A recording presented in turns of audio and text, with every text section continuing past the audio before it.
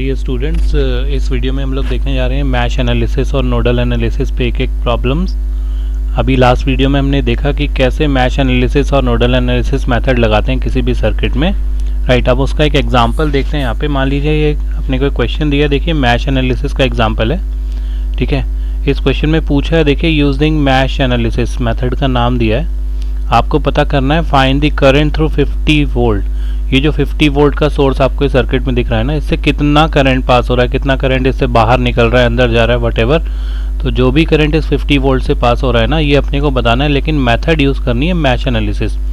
तो देखिए ये अपने को सर्किट दिया है, तो मैश एनालिसिस लगाते समय हमें ध्यान रखना है एक चीज़ की, कोशिश ये करेंगे कि अगर इस मैश एनालिसिस वाले सर्किट में अगर कोई करंट सोर्स दिया हुआ है ना, जैसे यहाँ पर ऐसा दिया हुआ है ना, इस करंट सोर्स को अगर हम ट्रांसफॉर्म करके वोल्टेज सोर्स में चेंज कर सकते हैं तो वो कर लेंगे हम लोग। अगर कर सकते हैं तो, नहीं कर सकते तो फिर विल बी लीविंग इट, इसको फिर अकॉर्डिंगली सॉल्व करेंगे।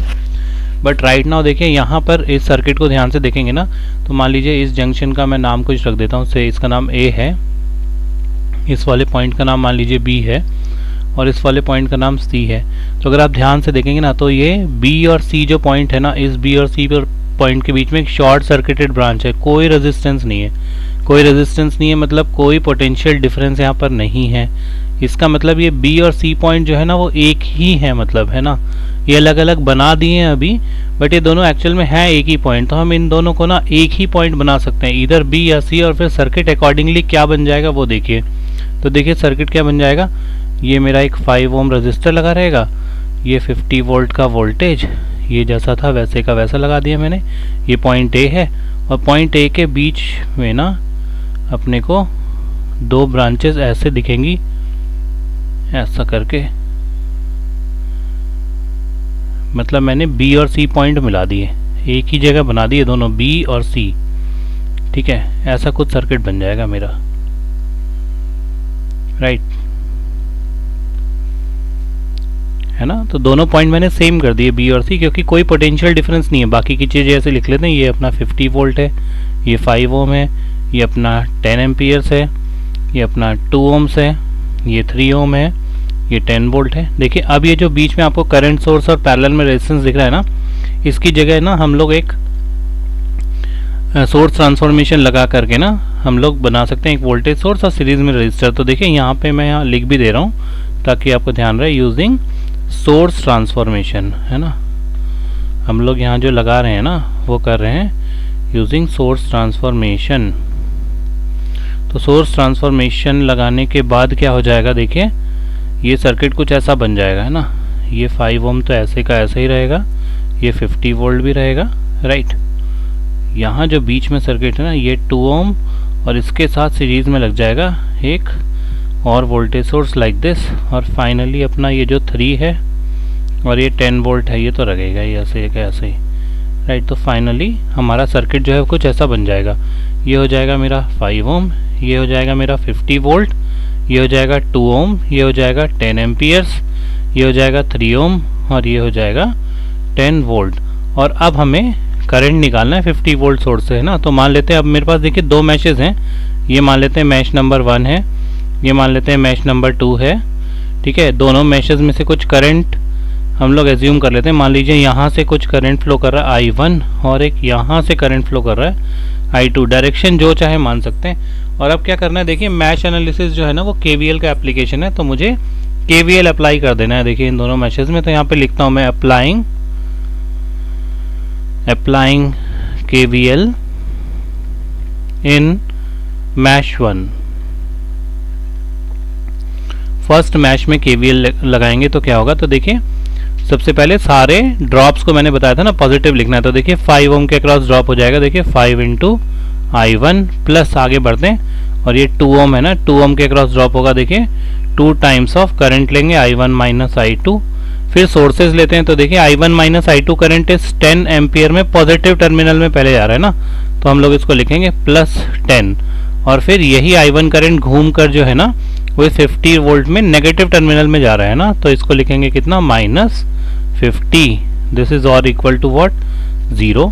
थोड़ा सा सिंप्लीफाई कर लेते हैं, 5I1 प्लस 2I1, ये हो जाएगा 7I1, ठीक है, minus 2I2, is equal to, ये हो जाएगा देखिए -40, 5i1 प्लस 2 7i1 फिर -2i2 इज इक्वल टू 10 - 50 हो जाएगा 40, राइट। तो ये हो गई मेरी इक्वेशन नंबर 1।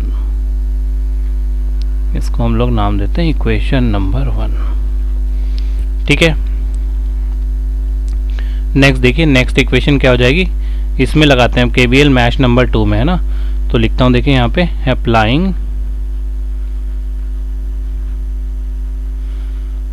KVL इन मैश 2। तो मैश नंबर 2 में KVL लगाएंगे तो देखिए क्या हो जाएगा, यहाँ पे फिर से सारे ड्रॉप्स जो है मुझे पॉजिटिव लेने हैं। तो यहाँ पे लिखूंगा 3i2 और फिर साथ में 2i2 माइनस i1, राइट। देखिए क्या लिखेंगे, 3i2 plus 2 times of what, i2 minus i1। ये सब क्यों कर रहे हैं i2 माइनस i1, ये सब मैंने आपको लास्ट वीडियो में बताया, आप एक बार एक्सप्लेनेशन वाला ध्यान से देखिएगा। फिर ये i2 करंट देखिए इस 10 वोल्ट के पॉजिटिव टर्मिनल में पहले जा रहा है, तो इसको हम लोग लिखेंगे यहाँ पे +10, ठीक है। और फिर यही i2 माइनस i1 करंट इस वाले 10 वोल्ट जो है ना, ये 10 वोल्ट है, एम्पियर लिखा मैंने, इस वाले 10 वोल्ट। अच्छा ठीक है, एक चीज़ मैंने और ध्यान से देखिए, ये क्या हो गया, सोर्स ट्रांसफॉर्मेशन करते समय ना ये जो बीच में वोल्टेज सोर्स है ना, ये 10 लिख दिया गलती से, 10 नहीं होगा 20 होगा ये, है ना। मैं इसको क्या करेक्ट कर दे रहा हूँ यहाँ पे, इसको हम लोग करेक्ट कर देते हैं। ये जो 10 वोल्ट लिखा है ना, this should not be 10, it should be 20, ठीक है, ठीक है। ये i2 फिर से बना देते हैं, ये 20 वोल्ट हो जाएगा, है ना यहाँ पे, इट इज़ नॉट 10। इसको इस वाले क्वेश्चन में भी फिर हमें we need to correct it, right. Correct करेंगे तो ये क्या हो जाएगा, देखिए यहाँ पर होगा ये 20, ठीक है, और यहाँ पर ये 20 माइनस 50 है ना, तो ये हो जाएगा -30, राइट। ये करेक्शन अपने को करना रहेगा, ठीक है। तो देखिए यहाँ पर भी यही हो जाएगा, ये जो +10 है ना, ये +10 तो ठीक है, साथ में आएगा यहाँ पे क्या, -20, that is equal to what, 0, ठीक है। अब इसको हम लोग आगे सिंप्लीफाई करेंगे तो हो जाएगा -2 times of i1 plus 3i2 plus 2i2, ये हो जाएगा 5i2 is equal to what, -10, ठीक है। तो ये हो गए मेरे इक्वेशन नंबर 2।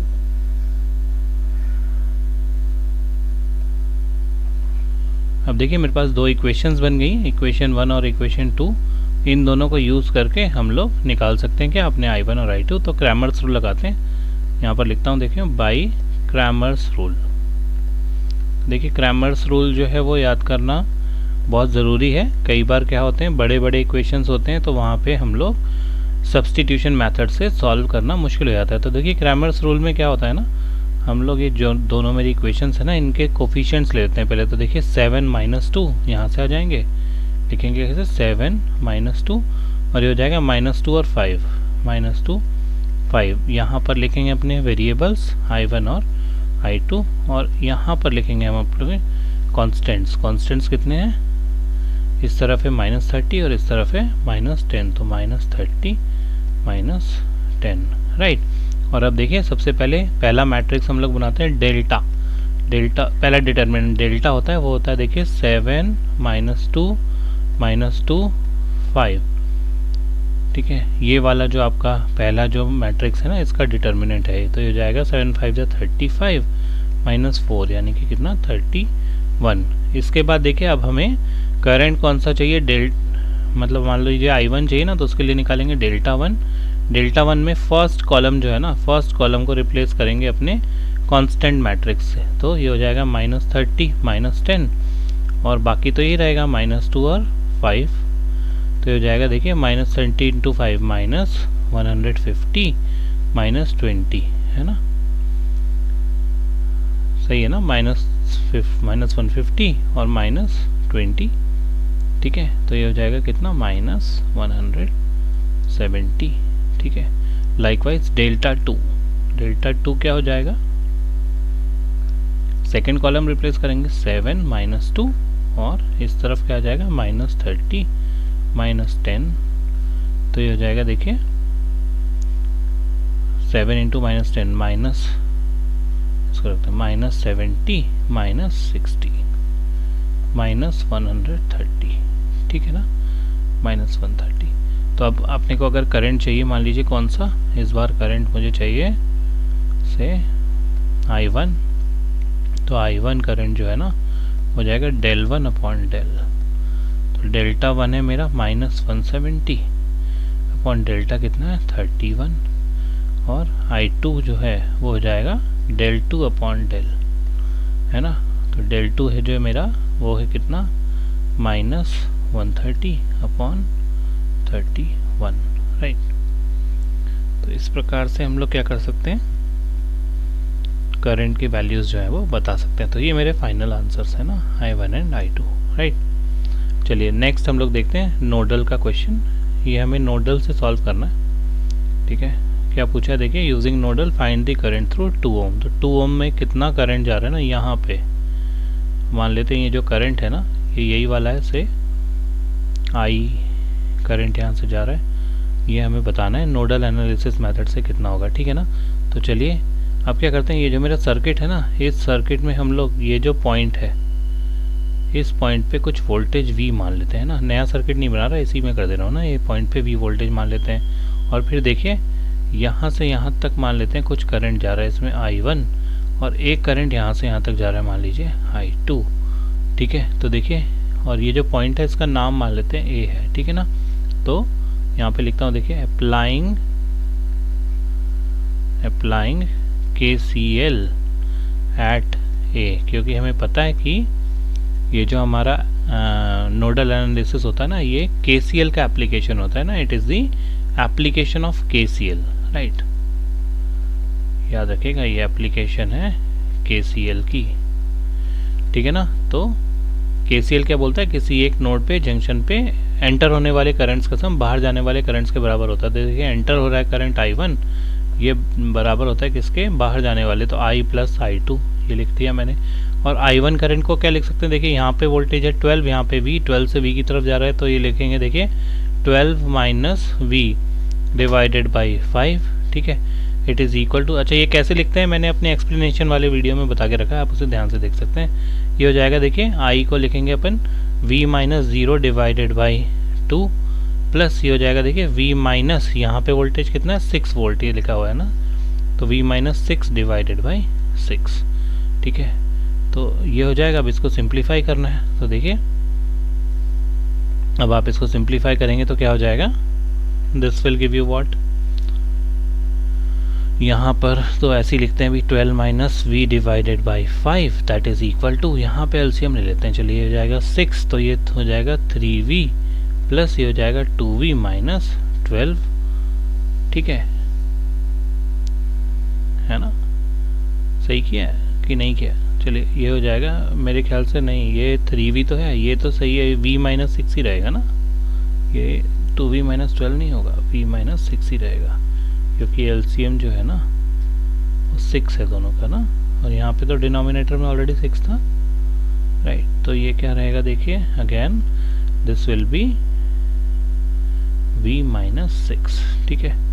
अब इसके बाद क्या हो जाएगा देखिए, ये हो जाएगा 12 minus V divided by 5 it is equal to 4V minus 6 divided by 6, ठीक है। अब यहाँ पे क्रॉस मल्टीप्लिकेशन कर देंगे तो ये हो जाएगा देखिए, नेक्स्ट ये इधर जाएगा तो ये हो जाएगा 72 minus 6V is equal to 20V minus 30, ठीक है। और अब यहाँ से अगर आप सॉल्व करेंगे V को, तो इधर आके 26 और ये 102, तो V जो आ जाएगा आपका कितना 102 डिवाइडेड बाई 26, ठीक है, यानी कि ये आ जाएगा 51 डिवाइडेड बाई 13 वोल्ट्स, ठीक है। तो एज सुन एज अपने को V पता चल गया ना, अब हम करंट I निकाल सकते हैं। तो देखिए ये जो I करंट है ना, ये जो सर्किट में अपने से पूछा है, यहाँ इक्वेशन में ये लिखा है, इसका वैल्यू क्या है V माइनस 0 डिवाइडेड बाई 2 है ना, तो I करंट हो जाएगा I is equal to V minus 0 divided by 2, ठीक है ना, यानी कि ये हो जाएगा V है अपना 51 अपॉन 3 माइनस 0 डिवाइडेड बाई 2, हो जाएगा 51 अपॉन 13 -0 डिवाइडेड बाय 2, ठीक है, राइट। तो ये हो जाएगा, देखिए I current will be equal to 51/26 amperes, right. ये आपका आंसर है, राइट। तो इस प्रकार से हम लोग क्वेश्चंस को KVL और KCL लगा के सॉल्व कर सकते हैं। अच्छा, कई बार आंसर्स जो होते हैं ना वो अपने को 2 प्लेसेस ऑफ डेसिमल तक देने होते हैं, तो एग्जामिनेशन में कोशिश करिएगा कि इसे 2 प्लेसेस ऑफ डेसिमल तक आप सॉल्व करिएगा। तो ये 2 एग्जाम्पल्स थे KVL और KCL के एप्लीकेशंस के, यानी मैश एनालिसिस और नोड एनालिसिस के। बट क्वेश्चंस बहुत सारे हैं, तो आने वाले वीडियोस में हम बहुत सारे क्वेश्चंस जो है वो सॉल्व करके देखेंगे। आई होप आपको वीडियो पसंद आई होगी। Thank you so much.